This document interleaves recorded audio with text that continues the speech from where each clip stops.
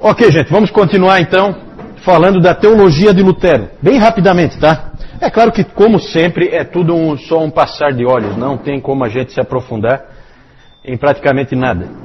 Mas a gente sempre pode pegar elementos assim que chamam a atenção. Vou começar com uma frase do Lutero, em que ele diz assim: por aquela única rocha que chamamos de doutrina da justificação pela fé somente, nós queremos dizer que somos remidos do pecado, da morte e do diabo, e somos feitos participantes da vida eterna, não por autoajuda, mas por uma ajuda externa, somente pela obra do unigênito Filho de Deus, Jesus Cristo. Então aí ele fala que a justificação pela fé somente é o que nos salva. É dessa maneira que nós somos salvos. Não porque nós nos ajudamos, mas porque o Senhor Jesus Cristo fez uma obra em nosso lugar.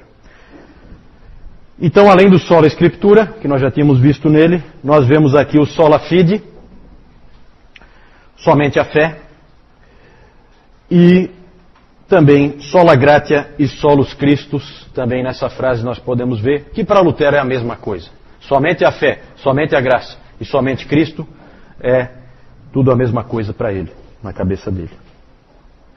Só que levou muito tempo para o Lutero chegar aí, né? Nesses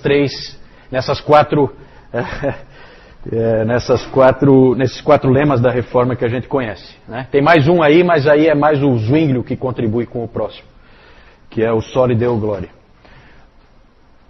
Quem conhece um pouquinho da vida de Lutero sabe que o texto que importunou ele a vida inteira foi o texto de Romanos 1:17. Visto que a justiça de Deus se revela no Evangelho, de fé em fé, como está escrito: o justo viverá por fé. Esse texto incomodava muito Lutero, porque essa ideia de justiça de Deus, aí no início, visto que a justiça de Deus se revela no Evangelho, a ideia que se tinha, e a ideia que o Lutero tinha também, é que justiça de Deus aí significa a justiça que Deus requer. E aí, se essa justiça que Deus requer está revelada no Evangelho, então Lutero chegou à conclusão que o Evangelho é a própria lei, e que a lei é o Evangelho. E que boas novas que tem nisso. Nada de novo, certo?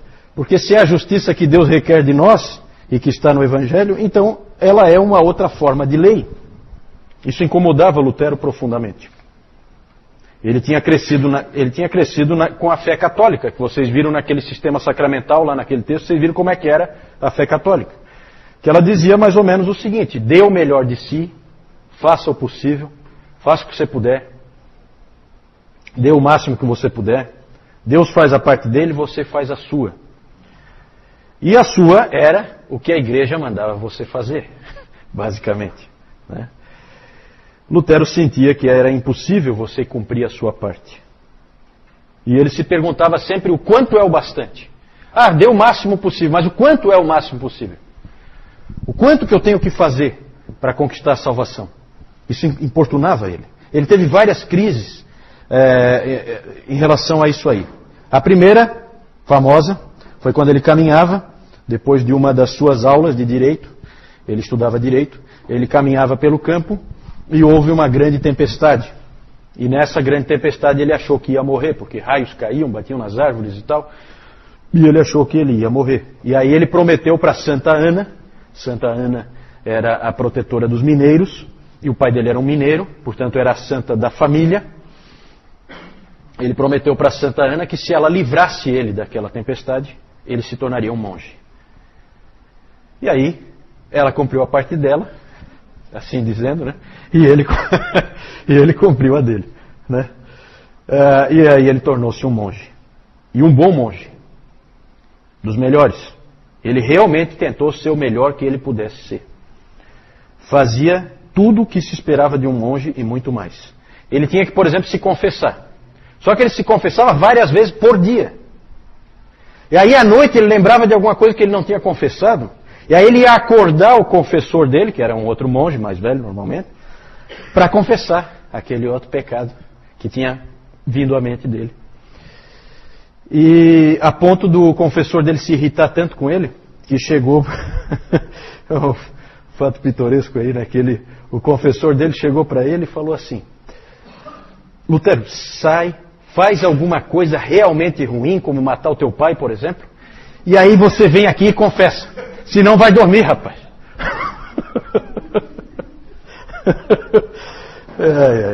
Ele corria atrás da salvação.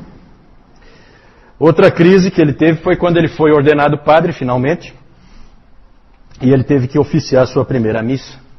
E quando chegou a parte em que ele levanta a hóstia, e aí ele tem que dizer aquele hoc est corpus meum, né? Este é o meu corpo, ele então teve um colapso. De tão nervoso que ele ficou, ele não conseguiu fazer. E ele teve não conseguiu levar para frente. Na verdade, Deus não era uma solução para ele, Deus era um problema. Ele via Deus como alguém terrível. Ele estava dentro daquele pensamento que o catolicismo tinha implantado em tanta gente. Tanto que ele chegou a dizer para um amigo dele: eu não amo a Deus, eu odeio a Deus. E aí ele se sentiu mais mal ainda, porque agora, além dele já ter essa situação, ele agora tinha acrescentado a blasfêmia em relação a todo o sentimento que ele já tinha. Então ele era um indivíduo atormentado enquanto monge. Ele tornou-se professor em Wittenberg em 1513, e de 1513 a 1517, que foi quando começou a reforma, ele já tinha ensinado nos livros de Salmos, Romanos, Gálatas e Hebreus. Vejam que é interessante como Deus usa, né? Porque esses 4 livros são livros que, se você parar para pensar, são livros peculiares aí, né? Para alguém que tem que chegar numa conclusão como Lutero chegou, de que a salvação é pela fé somente. Juntar esses 4 livros parece ser uma junção muito boa, né? E foi na providência de Deus que aconteceu. Enquanto ele estudava, ele já começou a receber alguma luz sobre o significado desse texto, Romanos 1,17. E aí houve a famosa experiência da torre, que era a torre onde ficava o quarto dele, o quarto de estudo dele, no mosteiro. Lá, Deus então revelou para ele que a justiça de Deus revelada no Evangelho não é a justiça que Deus requer, mas a justiça que Deus dá. Salvação não é uma obra, é um presente. Isso é transformador. Lutero diz o seguinte: ali eu senti que tinha nascido de novo e entrado no paraíso por portas escancaradas.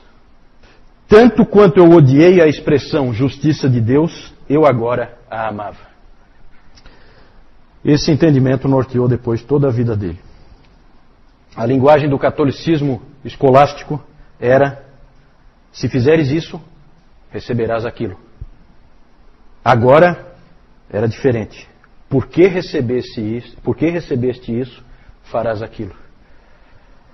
Completamente o inverso. O historiador Kurt Aland disse: o mundo inteiro entrou em colapso por causa de uma descoberta exegética, por causa da interpretação certa de um texto bíblico. O ponto central de Lutero sempre foi a graça. Ele comparava a salvação, alguém buscando a salvação pelas obras, ele comparava com a terra seca. Ele dizia que encontrar a salvação fazendo obras é como a terra seca tentando produzir chuva. Chuva vem do céu. Terra seca não produz chuva. Outro aspecto interessante da teologia do Lutero, porque isso aí é o centro da teologia do Lutero. Tem outros aspectos, mas que a gente não tem tempo de tratar aqui. Outro aspecto muito interessante é a metodologia. O fundamento do Lutero é a graça. A metodologia são essas 3 palavras aí: oratio, meditatio, tentatio. Como você faz teologia? Como você estuda a palavra? Ele dizia que sempre começa com a oração. Você ora antes, durante e depois de estudar a palavra de Deus. O meditatio é o estudo e a meditação no próprio texto das Escrituras. E o último, muito interessante, bem peculiar do Lutero, ele trouxe isso para dentro da teologia, que ele até fez uma crítica ao Tomás de Aquino, porque o Tomás de Aquino não tinha esse elemento, que é o tentatio, que poderíamos traduzir por teste, prova na vida. Ele dizia que tudo que nos acontece nos ensina a sermos melhores teólogos. Todas as experiências que a gente vive são para que nós nos tornemos melhores teólogos. Isso é o tentatio. É você viver, é você ser provado pelas agruras da vida, é você ficar doente, é um filho seu morrer, é um inimigo te atacar, é você ser humilhado, é você ser traído, é você passar por essas agruras da vida, passar pelas dúvidas, passar pelos momentos de depressão. Tudo isso aí faz o teólogo. Tudo isso aí faz o teólogo, era o que ele dizia. Oi? Pode. É difícil traduzir essa palavra tentatio, né? Em alemão é Anfechtung. Ele não tem uma tradução boa nem em português, nem em inglês. É uma palavra difícil de traduzir. Tentatio é tentação, né? Só que aí o sentido é outro, não é aquele sentido que nós temos de tentação, certo? Mas são essas experiências que você vive. Só para ilustrar, ele disse assim, ó, é vivendo, morrendo e até mesmo sendo condenado que alguém se torna um teólogo. Não é à toa que Davi era um teólogo tão extraordinário. Veja tudo o que ele passou. Ele sofreu tanto que pôde escrever os Salmos. Ele conheceu a Deus por causa da vida que ele teve. Veja que interessante, né? Para a gente parar para pensar. Deus, nas coisas que a gente passa, Deus está nos ensinando quem Ele é. Era assim que o Lutero via. Imagina a força que isso dá. Imagina como é importante para nós como cristãos lembrarmos disso aí. Porque isso é que dava força para esse soldado aí. Nós podemos aprender muito com o exemplo dele. O Lutero ele não escreveu uma teologia sistemática como Calvino fez. A sua teologia ela é conhecida por tudo que ele escreveu, todo o material que ele escreveu, o pequeno catecismo que ele escreveu para as pessoas simples de Wittenberg. Ali você vê um pouco da teologia dele. A Confissão de Augsburgo, que não foi ele que escreveu, mas que tinha muito da teologia dele também. Ela é de 1530. Quem escreveu foi o Philippe Melanchthon, grande amigo dele, grande parceiro, sucessor dele, era o Philippe Melanchthon. E a gente tem que falar um pouquinho do Melanchthon, não tem como não falar um pouquinho dele. O Lutero é de 1483, o Melanchthon é de 1497, e isso dá 14 anos, é isso? De diferença? Né? 14 anos de diferença, então o Lutero já é uma pessoa um pouco mais velha, o Melanchthon é um pouco mais jovem. O Melanchthon era professor de grego lá em Wittenberg, desde os 21 anos, e foi grande amigo de Lutero. É o típico intelectual, o cara calmo, sossegado na dele. Ele permaneceu amigo do Erasmo, porque o Lutero era assim, quando ele discutia com alguém, acabou. Dali para frente é inimigo. O Melanchthon não, permaneceu amigo do Erasmo, se correspondia com o Erasmo. Foi grande amigo de Calvino também. Os dois se correspondiam. Bem interessante a correspondência deles. Eram homens de idades mais próximas, né? A mesma geração. Ele tinha uma personalidade um tanto quanto tímida, medrosa. E o Lutero às vezes tinha que dar um empurrão nele. Porque ele era daquele tipo de pessoa que acha que sempre alguma coisa vai dar errado, né? Então ele ficava com medo de fazer porque não vai dar certo. Sabe aquela pessoa temerosa? Ele era um pouco assim. Bem diferente do Lutero que fazia primeiro, pensava depois, né? Então ele tinha que ser de vez em quando encorajado. Era um teólogo muito hábil. E o Lutero chegou a dizer que... O Lutero é exagerado, né? Ele chegou a dizer que o livro do Melanchthon, Loci Communis, que era um tipo de teologia sistemática, devia ser incluído no cânon. Claro que ali ele estava vendo a teologia dele retratada. Então, ele estava bem, assim, predisposto, né? Claro que ali ele exagerou, né? O problema é que o Melanchthon mais tarde se afastou da teologia do Lutero. Sorte dele que o Lutero morreu, porque senão ele ia ouvir um monte, né? Ele acabou se afastando, ele acabou indo na direção do Erasmo, num aspecto, e na direção do Calvino, no outro aspecto. Ele foi na direção do Erasmo no que tange a doutrina da predestinação e da eleição, indo para um semi-pelagianismo. Ele acabou, na verdade, levando o luteranismo com ele. E, portanto, o pensamento luterano arminiano nada tem a ver com Lutero, tem a ver com esse sujeito, Melanchthon.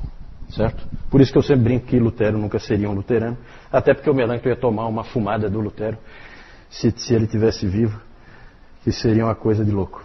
Uma frase do Melanchthon aqui, só para vocês terem uma ideia. O Espírito Santo e a palavra agem primeiro na conversão, mas a vontade do homem não é completamente inativa. Deus atrai, mas atrai aquele que está disposto, porque o homem não é uma estátua. Frase que pode ser colocada na boca de qualquer arminiano com total tranquilidade, né? Então aqui a gente já vê. Essa frase ela é de 1555, Lutero morreu em 1546. Conveniente, né? Tá, há 9 anos já está morto. Senão ele ia sofrer uma barbaridade, como o Erasmo sofreu.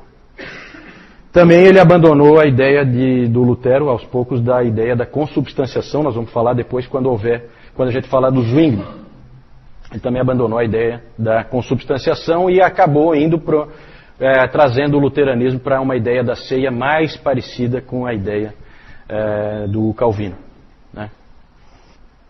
Essas posições do Melanchthon causaram muita confusão dentro do luteranismo, confusões essas que só foram resolvidas com o livro da Concórdia, que a gente não tem tempo nem é o caso aqui da gente ficar comentando.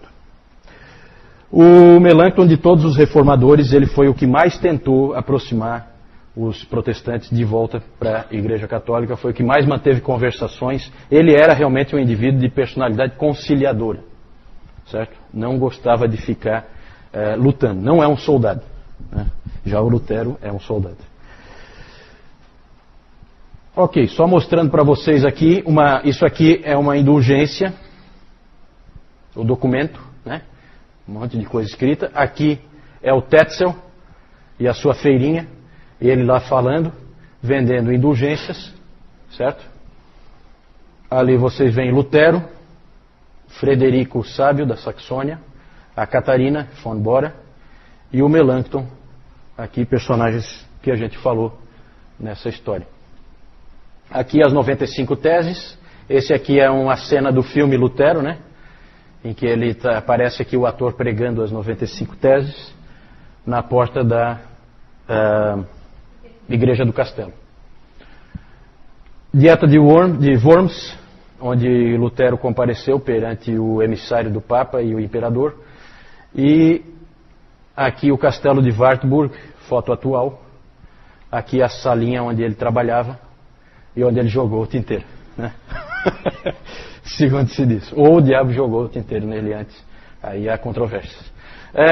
Aqui a bula papal, né? Bula contra Errones, Martini, Luteri e não sei o que, né? Os erros, bula contra os erros de Martinho Lutero. O que o Lutero fez com a bula? Queimou. Ignorou completamente a bula que o excomungava, certo?